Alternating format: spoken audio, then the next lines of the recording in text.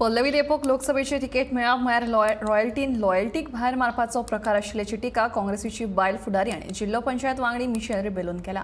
भाजपाक बायलांचें सक्षमीकरण करपाचेंच आशिल्लें जाल्यार महिला मोर्चाच्या खंयच्या उमेदवाराक तिकेट दिवं येताली, पूण तांणी तशें केलें ना. देखून हे मोदी आनी शहांचे वेल्थ एम्पावरमेंट आशिल्ल्याचो आरोपूय तिणें केलो. The BJP central leadership announcing the name of industrialist Pallavi Dempo only sends out a clear message that royalty supersedes loyalty. If the BJP wanted to really empower women, they should have selected some grassroots worker. This is not women empowerment.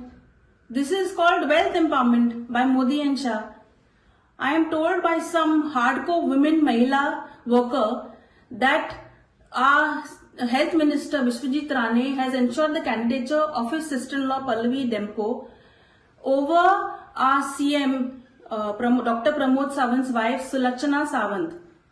Now, ever since the BJP government has come into power in 2014, South Goa has faced a lot of damages, like the 3 linear projects, double tracking, then IIT in Green Cover Sangye, reduction in airline operations in Dabolim, and the film city in biodiversity Lole Plateau.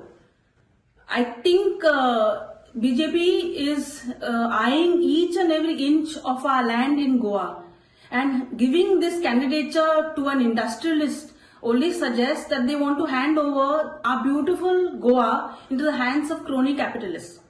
I appeal to every woman in South Goa not to get lured by this misleading talks of women empowerment by this BJP, because I would rather prefer if they walk the talk by inducting their 3 women MLAs into the cabinet.